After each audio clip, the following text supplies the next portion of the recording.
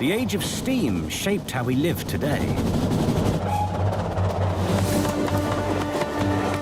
The Victorians laid over 20,000 miles of lines in the biggest engineering project the country has ever seen, connecting our towns with high-speed links, revolutionizing trade and transportation, communication and recreation. It was the greatest transformation in our history.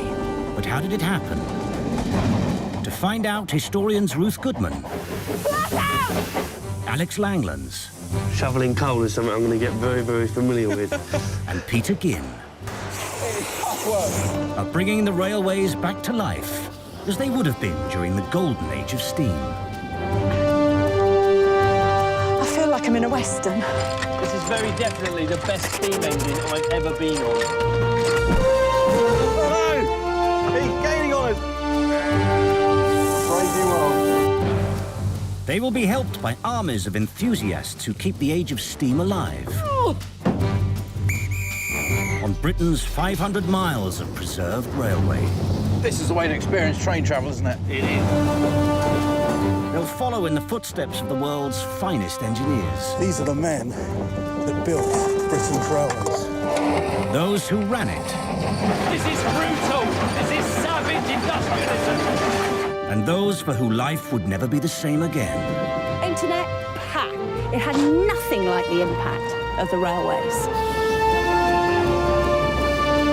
This is the story of how the railways created modern Britain.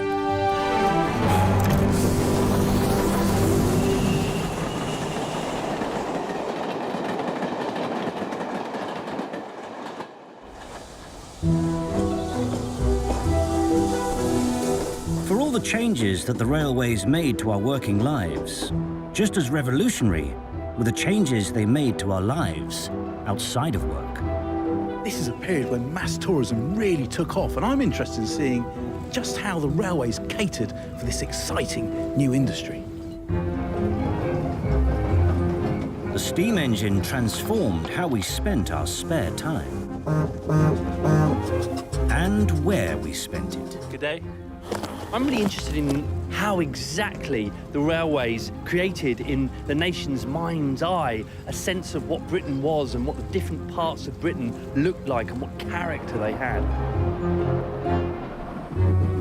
I'm interested in all the other ways that people used the railways to explore what it was that Britain's cities, towns and countryside had to offer, to see how people used the railway to gain a new sort of freedom.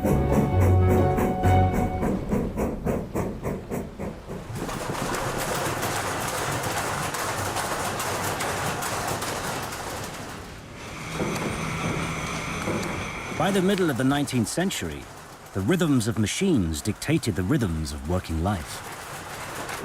Even your body movement had to adapt to the machinery, even your speech.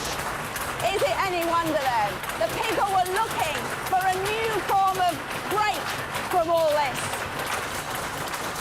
Productivity and efficiency had become a national obsession, and with that, a new division between work and leisure began to emerge. Just as you could clock on, you could clock off. The business-owning elites had finally come to realise that an efficient, productive workforce was one that had a chance to rest, recuperate. And this newfound separate leisure time was one that allowed people to think about doing more complex things, more challenging things in their leisure time, things further away from home. And the railways jumped on the bandwagon.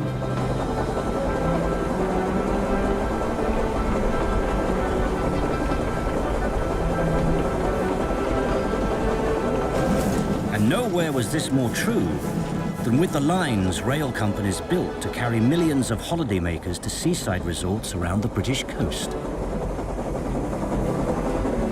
Now this is what I call a holiday. This is my kind of holiday. And this line still carries 200,000 people a year. That's a staggering number of people. And essentially it provides a service running people all the way down to Swanage, many of whom are going there for their holidays. Before the arrival of a rail line to the Dorset coast, Swanage was a small and remote community of only 2,000 residents. By connecting the town via a branch line to the main network, Swanage more than doubled in size and population,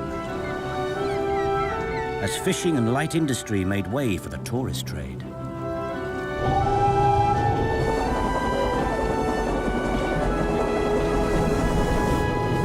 Today, drivers and firemen like Andy Croggan continue to ferry visitors to the Dorset resort. Have you ever seen the beach in Swanage? Once or twice. I never go to it though. It's like I visited Corfe Castle the other day for the first time. How many years have I been coming? Going past it on the train. Never going in. What better view could you have of Corfe Castle? I know. Look at that view. It's fantastic.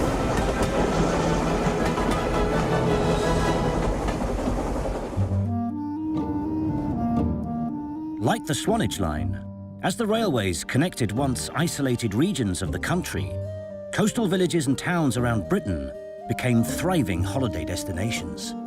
In the southwest, the impact of these new rail lines was deep and long-lasting.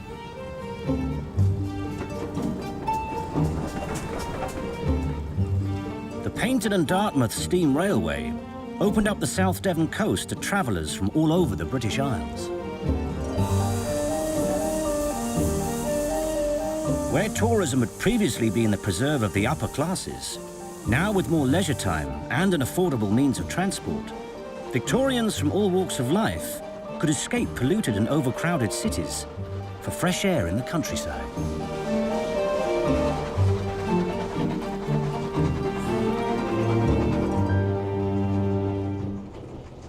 In the 18th century, a whole new fashion arises amongst the poets and the novelists of the era, talking about the sublime beauty of Britain's wild places, the Lake Districts, the moors, the heathlands. But that was very much an elite pleasure. It was for people who could afford a carriage of their own to go and see. With the railways, suddenly opportunities open up for the rest of us to get out into the fresh air and the sunshine and all the plants and the sea and the hills, to enjoy, to take pleasure in the beauty of Britain's landscapes.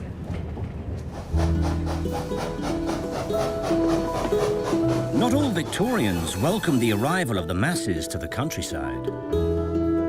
Is there no nook of English ground secure from rash assault? Wrote the poet William Wordsworth.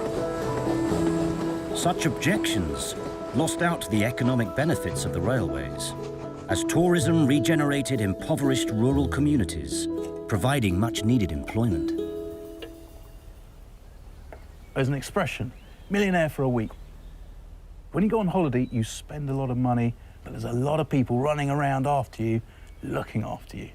And that's what I'm doing. I'm here at the Swanage Railway, seeing exactly what went into making this such a great holiday destination. It's going to be oily, it's going to be sooty, it's going to be dirty, it's going to be sweaty. I think I'm going to need a holiday.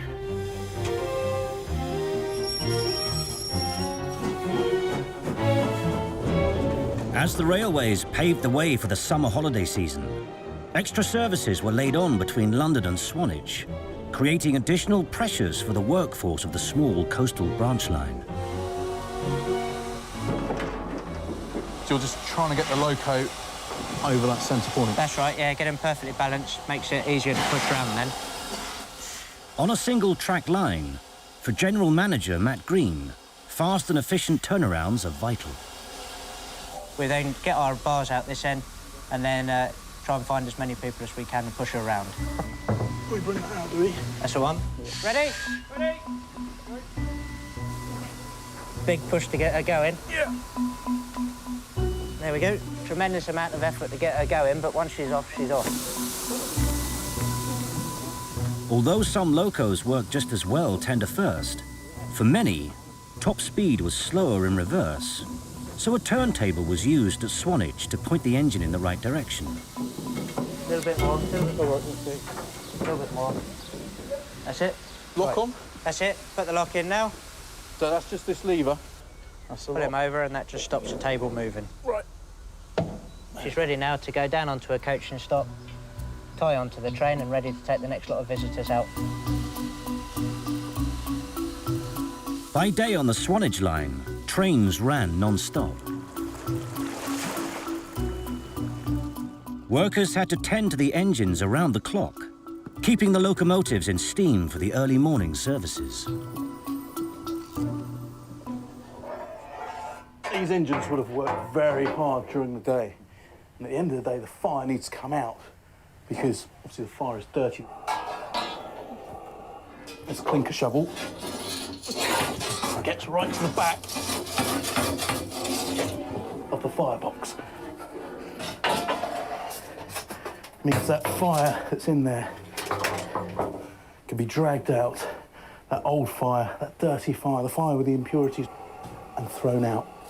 But once the fire's out of there, this is going to start cooling down, and we need to use this tomorrow. So we've got to keep it warm, which means bedding it in. We'll just drop a little bit of coal behind the fire door, and that'll keep the whole thing ticking over, keep the fabric of the firebox up to a high temperature, and means in the morning this can get a head of steam quickly and start running people back down to the seaside. Below!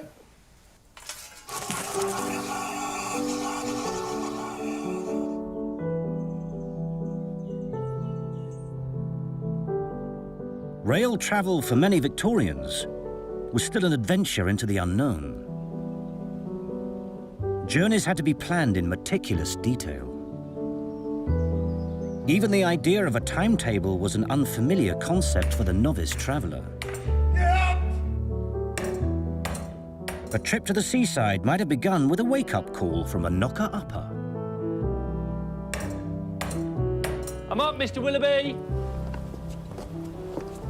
For most people in Britain, travel by rail was still very much a rarity. It was a treat for special occasions, but it was still a very daunting experience. But fortunately, I have the Railway Traveller's Handy Book from 1862 to guide me through the process of travelling by rail.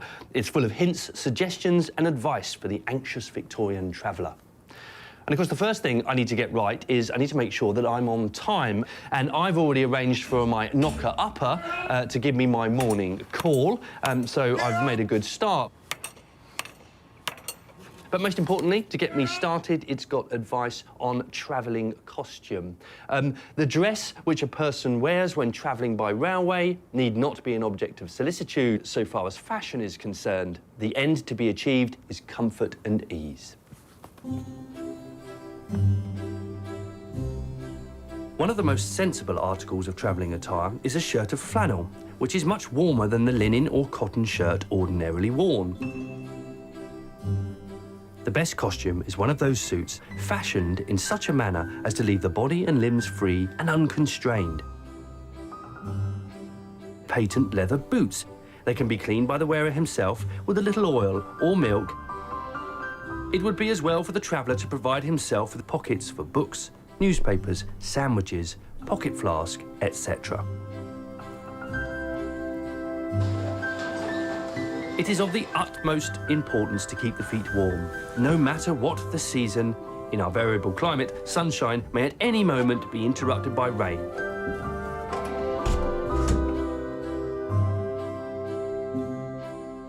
As working life became increasingly regulated, most Victorians worked a 6-day week, clocking off midday on a Saturday and resuming on a Monday. The notion of a weekend break or a day trip began to develop, providing new financial opportunities for rail companies. Are you taking the dog with you?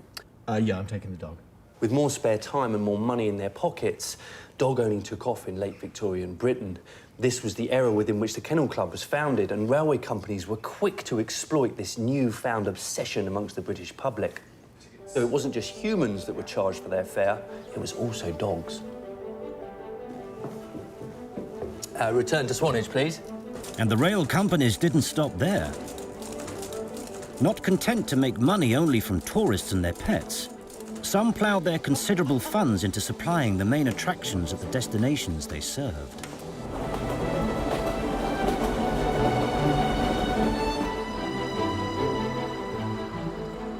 At the end of the Paignton and Dartmouth line, passengers could board a paddle steamer for a cruise up the River Dart, built for and run by the Great Western Railway Company. From one steam engine to another. This is steam entirely for the purpose of having fun. Paddle steamers like the Kingsweir Castle became a popular attraction at Victorian seaside resorts up and down the country. So we need a nice level fire, nice covering of coal on the embers, really, more than anything. Okey-doke. So more coal then? Yeah, that's right. Getting the boat up to steam for its daily river excursion is a 3-hour process for ship's engineer Dan Wheeldon. Oh, I haven't got the hang yet. A little bit of a flick. You kind of have to throw it in. That's it, there we go. That Normal operating pressure is 110 psi. Right. So that's what we're aiming for, really. So while we're waiting for that to build pressure, Yeah, I presume there's other jobs to be done. there is. Lots Lead more. on. Yeah, that one there, and That. we did that one, didn't we? We did the top. Just like a steam locomotive, before and even during the river cruise, every moving part of the engine has to be greased. There's a heck of a lot of this, like little tiny touches. That's right, that's You're sort of right. like nursing it along That's the right. whole time. A little bit of Yeah. oil, a little bit of this, a little bit of that. It's quite satisfying when you actually start the engine moving. It's like bringing something to life, you know, you're Really? nursing it, all these little things, and then all of a sudden... And you spent the 3 engine- hours doing That's that. right, that's right.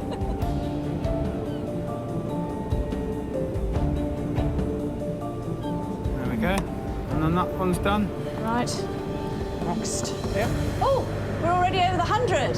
Yeah, that's right. So we're about ready to start warming through the engine now. What we're going to do is just crack open the steam.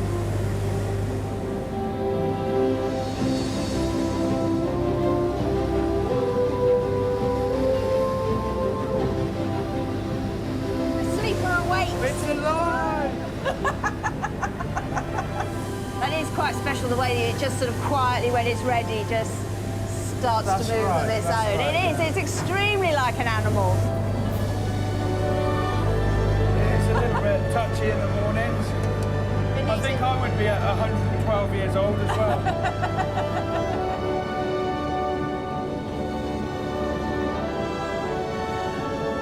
Only in control of manoeuvring the paddle steamer, skipper Richie Swinglehurst must communicate power instructions down to the engine room. There we go, there's the pipe. If you pull the pipe out, stick your ear to it. We're just going to do a telegraph test, so I'll go full ahead. Oh, okay. Full ahead. I'll go slow ahead. Slow ahead. And then stop. No, it really is just a speaking tube, That's like right. 2 kids with a pair of cups and a bit of string That's between. right, yeah. And And the telegraph here just lets me know what engine movements Rich wants up in the wheelhouse.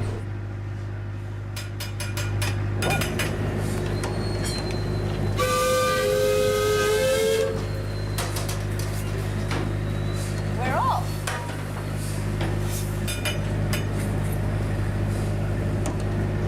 Luckily, me and Rich have developed a kind of a relationship now where I can almost anticipate what he's going to ring. And in a couple of seconds, Rich will ring slower stern. There we go, there's the slower stern. Well, you're more than welcome to take your drinks away from the bar, but if you do, please return your cups and glasses.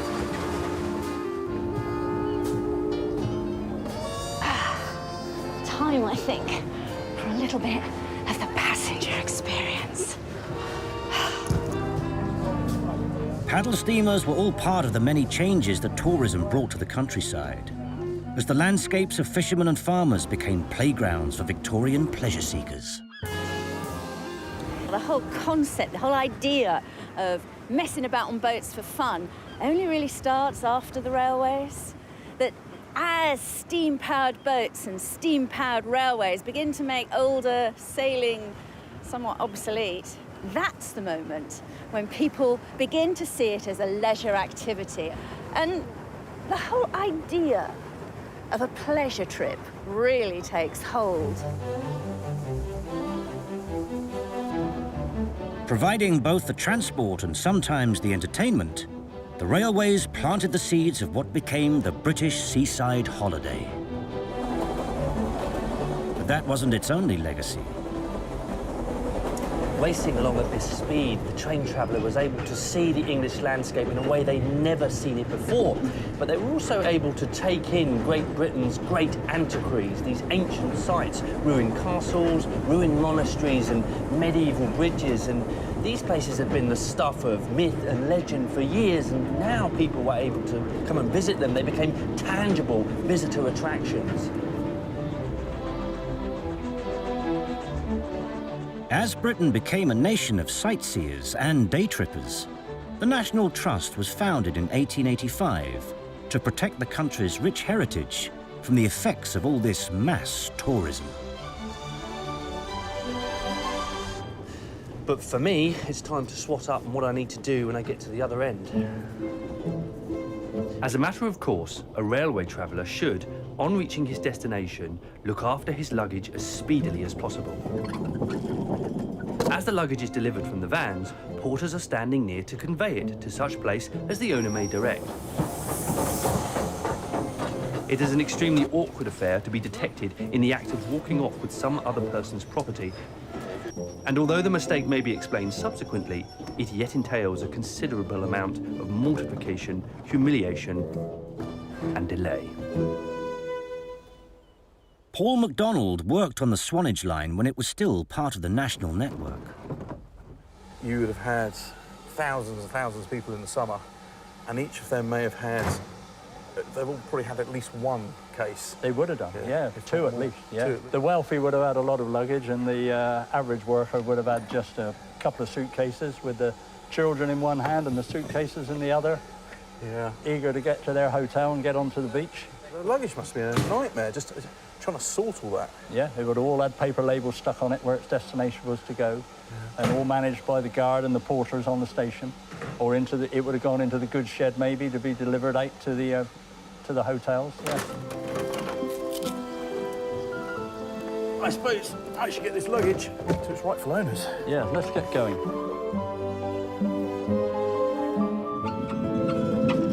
Hello, Peter.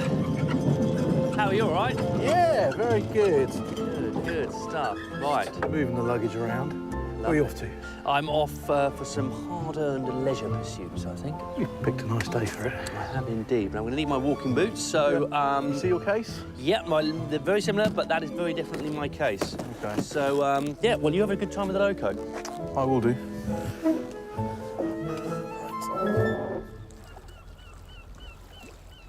As well as catering for bucket and spade tourists, Good day. in an age of new discoveries and advancements in scientific understanding, the Swanage line became a gateway for scholars and amateur enthusiasts to explore the geology of one of the country's most unique landscapes, the Jurassic Coast. She sells seashells by the sea. She sells seashells is a famous tongue twister, referring to Mary Anning, the Dorset entrepreneur who made a living selling fossils to Victorian scientists and holidaymakers. See a slight change in colour here. Yeah, that's actually reflecting change in geology, so... Her important discoveries have inspired generations of paleontologists, like Simon Penn, to comb the Jurassic coast for the remains of Britain's prehistoric past. So what we're looking for is these sort of shale wave-cut platforms along here. It's effectively a really muddy seabed that's just been compressed and turned into rock. Right, OK. And it's within that kind of deposit that we're going to find our fossils, you think? Hopefully. OK, right, let's have a look around. Let's have a hunt.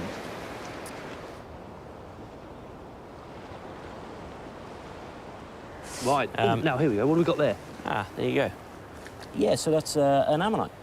And this part here that's hollow is actually where the animal lived. So you would have had a squid-like animal living inside there. Goodness me. That's quite phenomenal.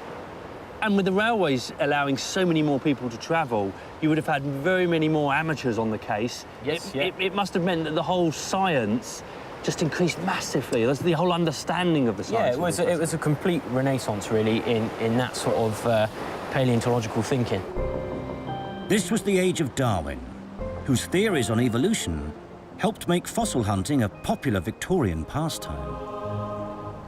What kind of things are we getting from this part of the world? This is the vertebrate of a big carnivorous dinosaur. And now this is actually from the neck, so you get a perspective on the size of these animals. These were huge, huge animals. It's called baryonyx. Baryonyx? Baryonyx, yeah. So it's amazing. It's a huge, yeah. Amazing to think of the excitement some of those Victorian day trippers would have had coming down here. The possibility themselves of finding some of these things. Yeah, of course. I mean, there was new things being found because it's such a young science. I mean, when they actually cut the railways through the landscape, it revealed a huge book of geology that they went and literally read, and they went from environment to environment, collecting fossil insects to dinosaurs to sharks and ammonites. But I'm thinking about a deeply Christian society, a society that thinks about that effectively God created the planet. Yes. How is this shaking things up for them? Quite a lot.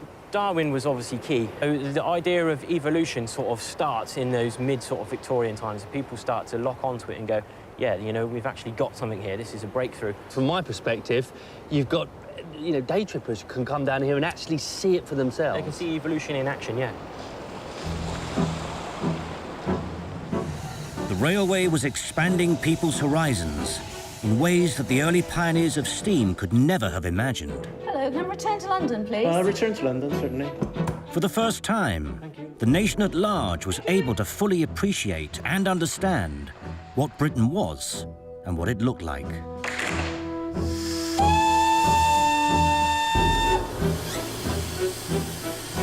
And the railways would enable Queen Victoria's husband, Prince Albert, to organise a national event, bringing the country together in a way that had never been possible before. The Great Exhibition of 1851 was always intended by Prince Albert to showcase British manufacturing to an international audience. But when it came to it, if ticket sales to the overseas visitors were a little disappointing. That could not be said, however, of the British public, who responded in an unprecedented way. A third of the population, yeah, a third of the population, the entire population, visited the Great Exhibition within a 6-month period. Such was the success of the exhibition that the main venue, the Crystal Palace, was moved to a permanent new site with its own station, drawing rail travellers from across the Isles to events on a national scale. I think perhaps this one excites me more than any other. On this occasion, there were 500 musicians and a choir of 4,000 voices. And what makes it even more special is that this event in 1888 was the first ever live performance to be recorded.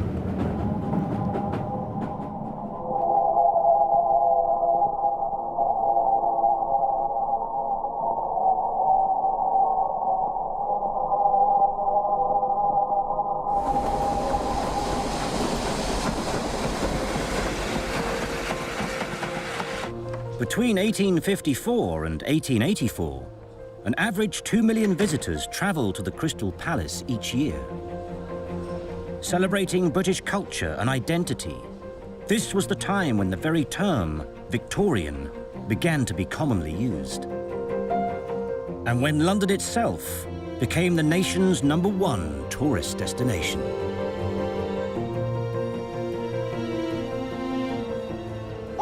From the very first moment that the Crystal Palace opened, Prince Albert and his cronies were planning this, the Victorian Albert Museum, which was intended from the very start to bring together the finest art and design from all over the world, intended for the inspiration and pleasure of the British working man and woman.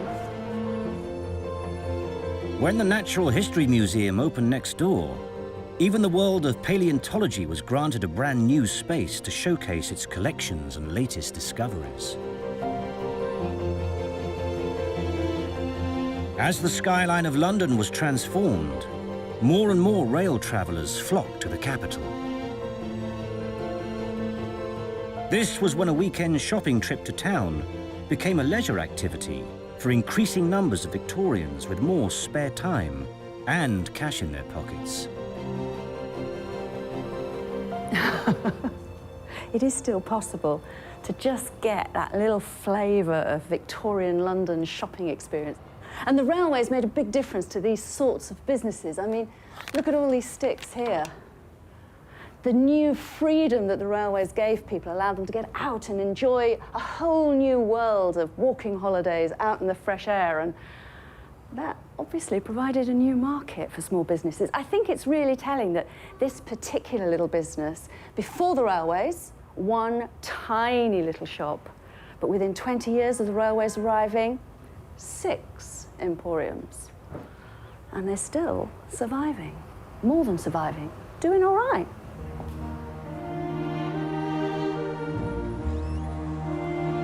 As the railways brought people to London from all over Britain, the fashions and trends of the capital were exported nationwide. I could rock this look, definitely.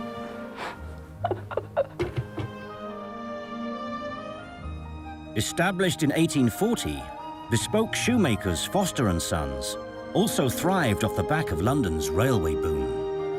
So, one on each side. One on each side.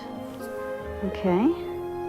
Chairman Richard Edgecliffe Johnson and last maker John Spencer are still making made-to-measure shoes, as they would have done in the company's Victorian heyday. You're taking a lot of different measurements. Yeah. John describes this as his ordnance survey map of your foot. Wow. When you think that usually you just walk in and all it gives you is one number, a size so-and-so, and that's all you get. So this is the picture of my feet. What happens next? So the next thing is John's going to take that map of your feet and he's going to make a last. And that's one of these? That's one of those. And that happens to be Charlie Chaplin's last from quite a few years ago. So he had quite a strong foot. So you make these sort of wooden moulds, models? This doesn't represent the foot. It's actually it's the shape of the shoe you want to finish up with. The other thing I noticed was this little thing. Oh, yes. What are you doing with miniature shoes in your shop? Well, that's got a bit of industrial history behind it, really, because this shoe was used for travelling, because as the country opened up, we could go and see our customers, and you didn't want to carry great big heavy shoes in your case, so if you took a little one like that... So just as the railways are encouraging people to come to London for high-quality leisure shopping, it's also allowing London specialists to go out into the country and offer a bespoke service in the Highlands of Scotland or wherever. Yes. Such a sweet but it is a nice piece of history, isn't it? Yes.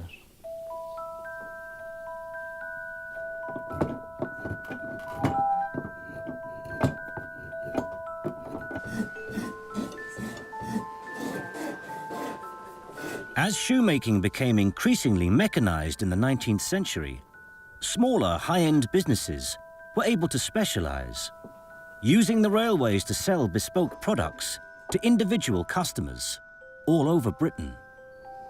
And the influence of the railways upon shoemakers didn't end there.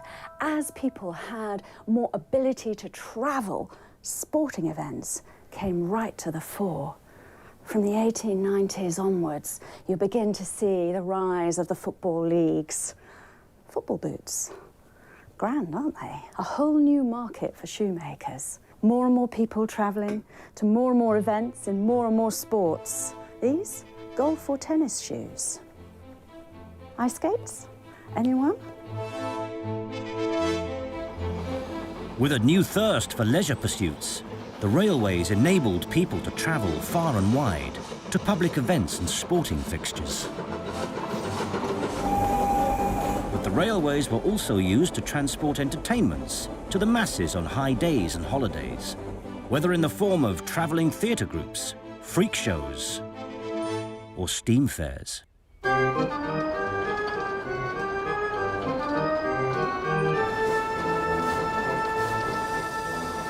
Travelling fairs and carnivals are a common visitor to many towns across Britain. And although many of them have an ancient heritage, it's the lights, the sound and the movement of those huge rides that have their origins in the age of steam. The steam rides could be packed away, loaded onto trains, ready to be reassembled at the next stop. Joby Carter is the son of the founder of Carter's Steam Fair. There you go. This is gallopers, isn't it? This is galloper, yes. It's not carousel. You wouldn't say carousel. Had you spoke to my dad, have you got a carousel? No, sorry, I can't help you. He'd put the phone down. He genuinely would. He wouldn't even entertain the fact that he perceived it as the wrong name for a galloper. Because it's such a lovely word, isn't it, galloper? It's a very English word, galloper. Yeah. Now, there are differences. A galloper goes clockwise. Right. A carousel goes anti-clockwise. And it's relevant to the side of the road you drive on. But, I'll accept merry-go-round. Merry-go-round, yeah. Merry-go-round, I'll accept. Roundabout, never carousel. Yeah. Anyone who calls it that is a sellout. Yeah, OK.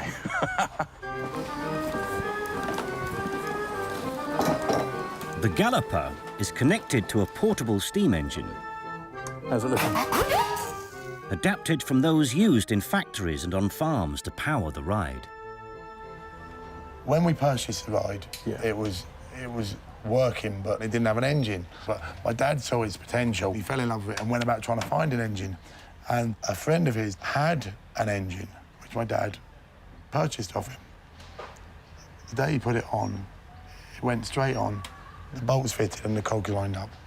Wow. So we think the chances of it not being from that ride are very remote. So we're incredibly lucky, and we've run it on steam ever since. We've been back in steam for 40 years now. Wow. Wow. That's amazing. That's meant to be, really, isn't it? Yeah, definitely. Yeah.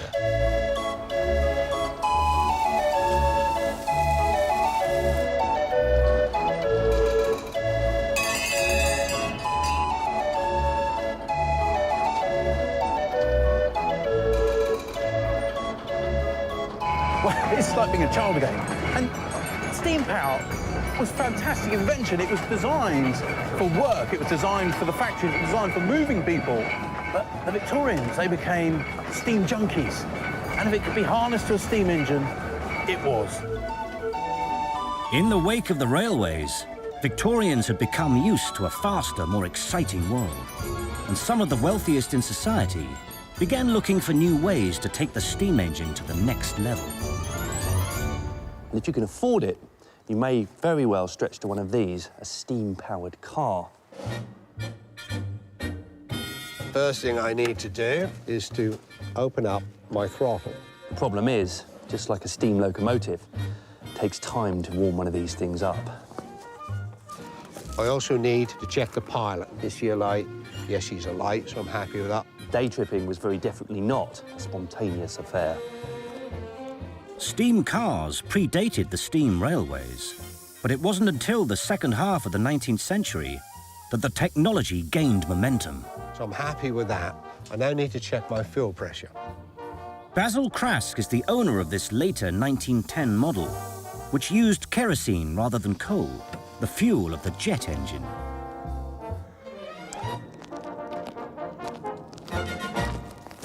All up to steam? Yes, we're all ready to go. Right, OK. So shall I climb on board? Climb on board. Right. Wow. God, that is comfy, that is. Handbrake off. Handbrake is off. Foot brake. No brake. Yeah, open her up. Oh. Off we go. Yes. Shut that drain valve at the side, that last one.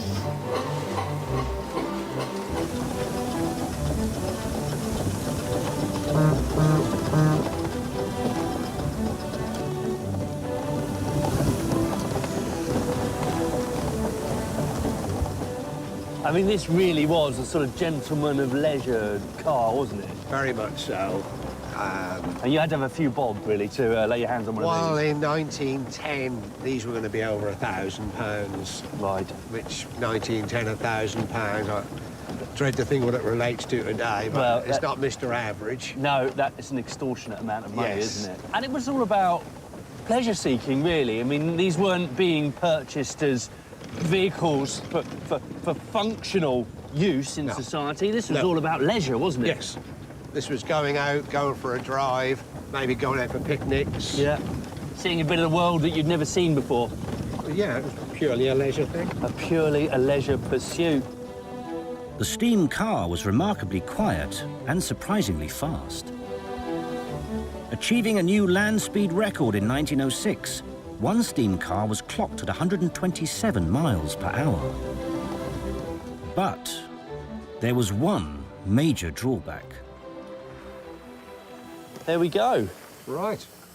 Ready to pick up some water. So you don't need to stop at a petrol station, but you do need to stop to collect water. Yes. Very regularly. 25, 30 miles. Every 25, maximum. 30 miles, right. They do a mile to the gallon. Get us into the water, then I'll know. OK, so if I come into there... Yeah. Yeah, I can feel the suction actually in the pipe. Just sucking it down into the water. Maybe a few tadpoles in the tank now. Yeah, well, the water level's coming up on our side indicator gauge. Right. There we are, out she comes. And there we are, we're now good for another 25 miles or more. And that was 10 or 12 gallons, as quick as that. 10 or 12 gallons? As quick as that. Just like that? Yeah. See if we can't find ourselves a nice country pub. Over long distances, the steam car was never a match for the steam locomotive. And with nothing to compete with the train, in the 19th century, tourism remained a captive market for rail companies. At major junctions and stations on the rail network, old coaching inns made way for grand hotels for the weary and usually wealthy passenger. And none were more palatial or luxurious than the Midland Grand at London's St Pancras. I've just stepped through the first public revolving door in all of Europe. And you might notice it's got 3 compartments, not 4, and that's to make space for all those huge dresses. And I've stepped into, well, it's like stepping into a palace, isn't it? A great, enormous, exuberant mix of the Gothic and the Renaissance and the Persian. And this is a railway hotel for railway passengers.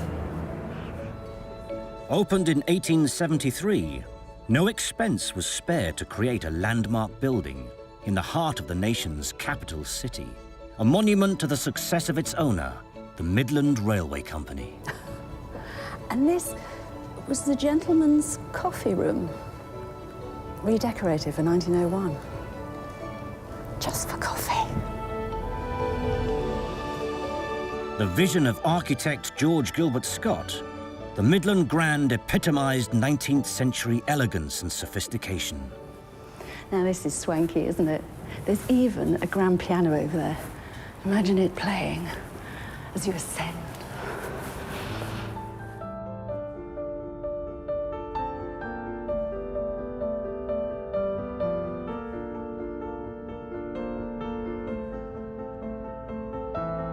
In the Victorian mindset, the railways had become much more than just a fast and efficient means of transport. This was where the dreams and aspirations of a nation on the move played out. There's a great big shield painted on the wall with the emblems of the 6 cities that the Midland Railway served. Leeds, Lincoln, Leicester, Birmingham, Derby, Bristol. And right at the top is a sort of dragon-like creature, and that's what the Midlands Railway adopted as their sort of logo. It was all part of the plan to give that flavour of aristocratic elegance to all railway travellers, at least their more wealthy customers. It was a sort of democratisation. You too can buy into the myths of old England. You too, even if you come from Leeds or Birmingham or Bristol and have to live a fairly workaday life, you too can be part of this glamorous future, an echo of a glamorous past. The hotel did, however, have one major design fault. Built before the age of the ensuite, guests relied on an army of servants to scuttle through corridors with bowls and hip baths. Unable to easily modernize because its floors were built from solid concrete, the Midland Grand closed its doors in 1935. But since the arrival of the Eurostar, the hotel and station has been reborn for the 21st century.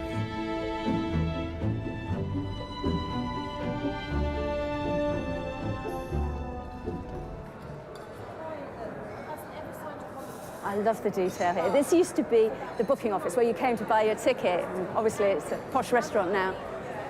But up on here, on the capitals, are sculptures of railway people. There's a crossing keeper and an engine driver and a signalman and a guard, both of them in their uniforms from the 1870s. Everywhere you look, little tiny reminders, this is railway land. By the end of the 19th century, there was barely an industry or a community in Britain that hadn't been transformed by the railways. The livelihoods of millions of Victorians now depended entirely on steam technology, and the armies of workers and engineers employed to keep the engines running. A little bit more, a bit harder, that's it. How often do you do this? We do this every 28 days the engine's been used. During peak holiday season on the Swanage line, locomotives were pushed to their limits, requiring workers like Billy Johnson to carry out frequent boiler inspections. Just once the boiler's stripped, our next job now is to flush it out so we can do the exam afterwards. So move the tools because it's going to get wet, is it? Yeah, this will all get wet here. So if you turn that tap. Flushing out the boiler removes any corrosive scale. As you can see, it's quite a wet and dirty process. And then, so once a month, you're doing this? Yeah, you've done a really good job there, Peter. Oh, I could do with one of these at home. Yeah. Operating under extreme pressure, cracks in the boiler have the potential to cause an explosion. In the hole, as far as it can go. Which one, the top one? Yeah, the top one's fine. As you can see, look. Oh, yeah. So basically what we've got to look out for is to make sure that none of the stays have been cracked as far as we can see. Yeah. So we look around, just dip it in a bit more paraffin to keep it going. What we do now is we put that in that hole there. Yeah. And we walk to the front. And as you can see, the channel's more or less clear. Yeah, so you can look all the way down. This is a little bit like dentistry for It is, yeah. This is exactly how they've done it. Yeah. There's more of these up in the cab. Right, There's more in the front. How many inspection points has this got? Altogether, there's about 40. 40? Yeah. Wow, OK. So we've got quite a lot to look through. Yeah, that's going to take a fair old while, isn't it? It is, yeah. Boilers were one of the steam engine's greatest weaknesses. On average, they had a lifespan of only 10 years, keeping boiler engineers like brothers Hal and Guy Deebs in regular work. Boilermakers in Victorian times earned at least twice as much as other workers in the same industry. It was an extremely skilled job. The smallest fault in the fabric of a boiler could have catastrophic and fatal consequences. There's a famous account of an engine that fell through the parapet of a bridge, and which in itself wouldn't have caused any severe damage. They are very strong boilers. However, it fell into a river, and the rapid cooling of the water did make it explode. And they found the safety valve a mile and a half away when it went through a church roof. The boiler is actually a bomb. Yeah. Yeah, powerful things. Powerful things. We want to stay away from explosions. Look after them, don't mess with them. Before the mechanization of locomotive production, making a boiler required a lot of heat, a good deal of brawn, and a steady aim.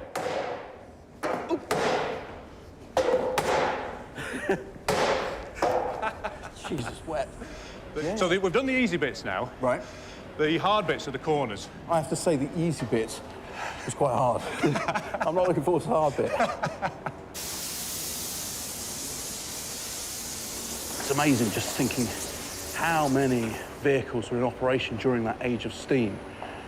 And all those vehicles, over their lifetime, would have needed boiler repairs. They would have needed to be serviced, not just once, but several times. I mean, they may have only lasted a few years before they needed another one of these end caps. It's hard, hard work.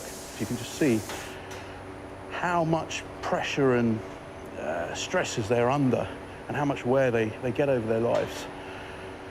A bit like me, to be honest. I'm starting to feel it.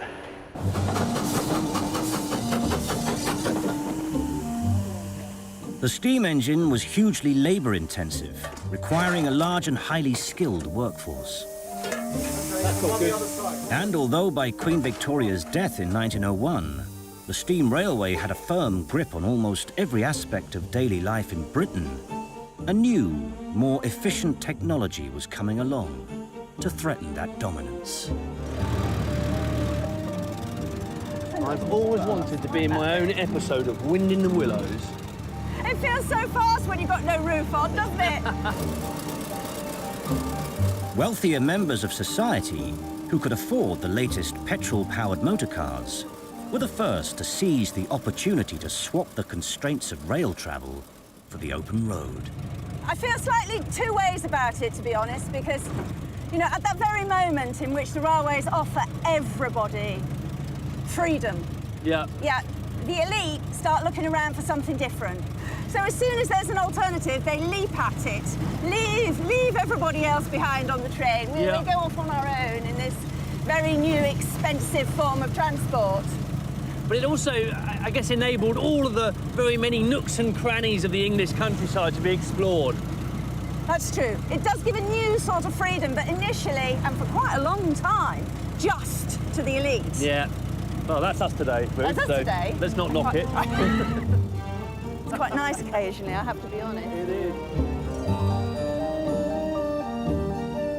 It's something of an irony that the first mass-produced car, the Model T Ford, the American vehicle that became a symbol of a new era and the future demise of the locomotive, was itself a product of steam power. Wonder how Peter's getting on. That's them. Hope they're working him like a dog. From the supply of the Ford's raw resources to its assembly, from the transportation of its parts across the Atlantic to its distribution in Britain, steam engines in factories, on ships, and in trains were key to its production. Why does it smell of fish round here? I've got a little surprise for you, Ruth. Enabling tourists to explore the countryside off the beaten track, the motor car did much to instill in the nation a growing appetite for picnicking. Even providing a means of cooking a hot meal. There we go. Lovely little aftermarket oven, which you can sit on the manifold.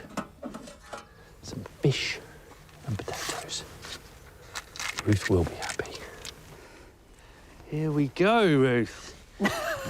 Some extremely hot potatoes and some smoked mackerel. Smoked mackerel? Yep. It's sort of like cooking things on the shovel in a steam engine, isn't it? It is, only slightly more sophisticated. I'm interested to know if they taste of petrol.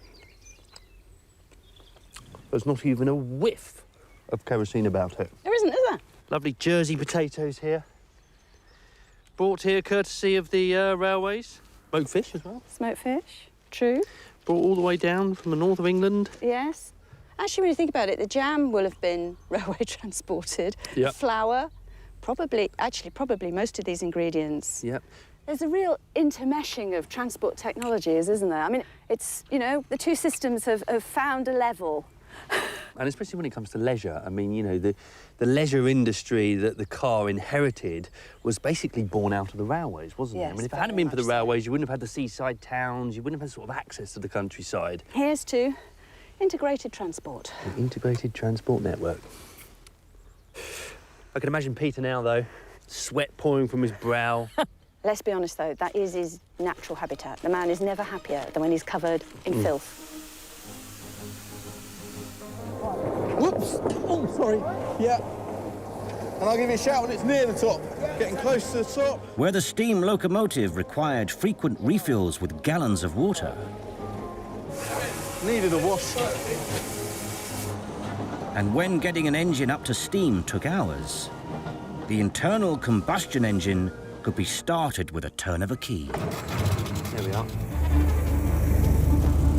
And following the railway's lead, motor companies were quick to produce their own guidebooks. Well, seeing as you're happy with the driving, Ruth, I can consult the Michelin guide. Okey-doke. Swanage, here we come. Well, we can always have a drink at the Ship. That's on the high street, apparently.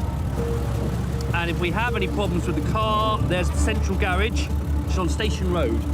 Station Road.